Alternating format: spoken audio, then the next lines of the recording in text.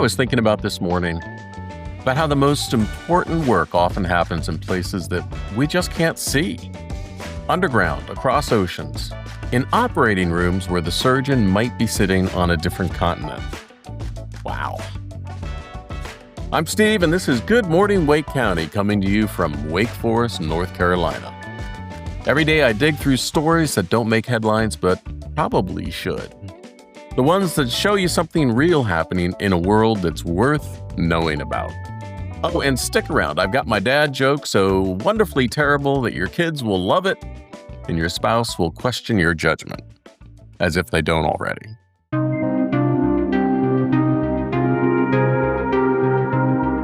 Here's something that happened 9 days ago that I've been thinking about ever since I read it. A 67-year-old man named Fernando da Silva in Angola, Africa, needed surgery to remove his prostate. It's a standard procedure these days. Except, in his case, his surgeon was sitting in a chair in Florida. Dr. Patel operated on da Silva from nearly 7,000 miles away.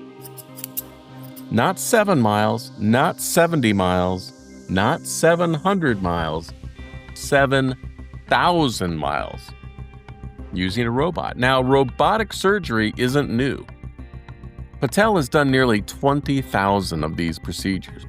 But this was the first FDA-approved clinical trial for transcontinental robotic telesurgery, initiated in the United States. It's the first time anyone had attempted this kind of surgery across continents under FDA approval. The technical logistics alone are staggering. You need a secure, high-speed international internet connection that can't afford even a microsecond of lag. You need backup systems for the backup systems. Patel said he spent 2 years preparing for this single procedure. He said, "We made sure we had a plan, A, B, C, and D," he told ABC News. "I always have my team where the patient is also." But here's what really gets me about this story. Angola has one of the highest prostate cancer mortality rates in sub-Saharan Africa. It has limited access to early detection and specialized surgical care. This wasn't just about breaking a distance record, although Patel did that. It was about proving that expertise doesn't have to be locked to geography. Fernando da Silva went home only 3 days later, and the surgery went perfectly. Patel's already planning more procedures, submitting clinical data to the FDA. He talks about emergency room physicians having remote access to surgeons, maybe even from ambulances. Sounds just far-fetched, doesn't it? Sounds like science fiction until you remember that a guy just performed cancer surgery from a different continent using a robot. Sometimes the most important breakthroughs aren't the ones that make headlines. They're the ones that quietly make the impossible routine.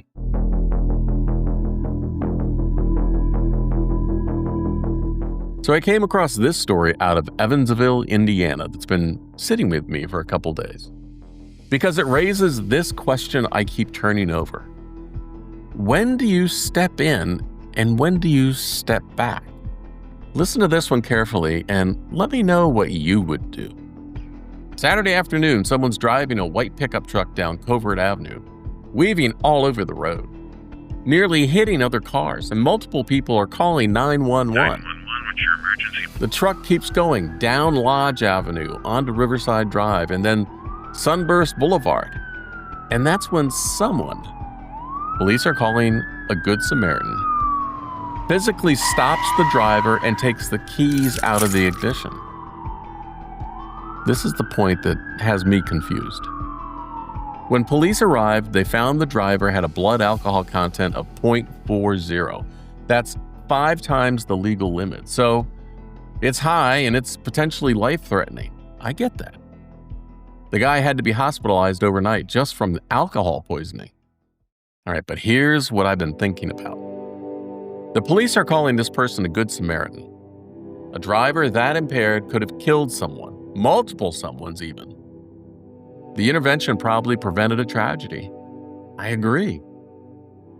But I also keep thinking about what could have gone wrong because approaching someone who's that intoxicated, that unpredictable, that's not without risk. I mean, what if the driver had been violent? What if he had rammed the Good Samaritan's vehicle? What if he had a weapon? What if other drivers not seeing what was happening had gotten involved? I mean, we live in a time when road rage incidents make headlines regularly, when people are on edge, when situations can escalate fast. And yet someone saw a clear and immediate danger to other people and they acted. They didn't just call 911 and hope for the best. They physically intervened to stop someone who was about to hurt innocent people. The driver, by the way, didn't even have a license. He never received one, and this wasn't his first drunk driving offense. So I don't know. I mean, part of me thinks this person did exactly what any of us would hope someone would do if our family was on the road. Yet, another part of me thinks they took a huge personal risk that could have made everything worse and changed their life. Maybe the real story here isn't whether they should have done it, but maybe it's that they felt they had to, that the situation was so obviously dangerous that standing by just wasn't an option.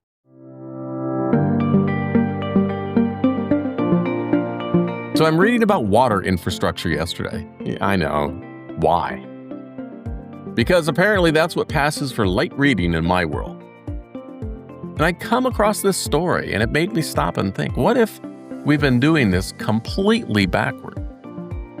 Here's the thing. Every day in England and Wales, about 800 million gallons of water just disappear into the ground. That's enough to fill 1,200 Olympic swimming pools. Gone. Through the cracks in pipes that were laid during the Victorian era. I mean, we're talking about infrastructure that's over 150 years old, stretching more than 215,000 miles underground. And when a pipe breaks, well, you know the drill. Road crews show up, tear up the street, dig around until they hopefully find the problem. Fix it, fill it all back in, schedule the next one. The whole process costs the UK economy at least $4 billion a year. And that's just for digging and disruption. But researchers at the University of Sheffield looked at this problem and asked a different question. Hey, what if we didn't have to dig at all? They've created these tiny robots. They've cleverly called them pipe bots. They're about the size of a toy car. The smallest one is less than 2 inches wide. And these little machines can do something that's never been possible before.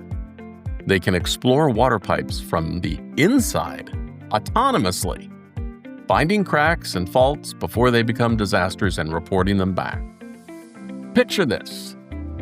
Instead of waiting for a pipe to burst and flood someone's basement, an engineer drops a swarm of these robots into the system through a fire hydrant. The bots spread out, equipped with acoustic sensors and cameras. They just start exploring. They talk to each other, literally communicating within short range, coordinating their search patterns, avoiding customer connections, mapping every crack and weakness they find. The professor who's leading this project put it perfectly. It's still incredibly difficult to monitor the condition of water pipes and find leaks in these vast networks, especially when the leaks are so small. The small leaks are the ones that add up to millions of gallons of lost water. But here's what really gets me about this story. These researchers aren't just solving one problem. They're working on 3 different projects with funding from the UK's water regulator. One involves robots that actually live in the sewers and constantly patrol and alert crews to blockages as they're forming. Another is developing bots that can repair leaks from inside live water mains. No excavation required. And they're not stopping at water pipes. Note, gas lines, sewers, and any underground infrastructure that's dangerous or impossible for humans to access regularly is on the schedule. I love this because it's such a perfect example of how the best solutions often come from asking a completely different question. Instead of saying, hey, how do we dig more effectively? They asked, what if we don't have to dig at all? The bots have all-terrain legs, which is a detail I didn't know I needed to know, but apparently underground pipes aren't exactly smooth highways. They can navigate obstacles, work together to problem solve, and send all their data back to engineers above ground. Millions of gallons a day lost. And that's not just water, that's infrastructure we built once and then forgot until it breaks. Maybe the answer isn't building it stronger. Maybe it's building smarter ways to take care of what we already have.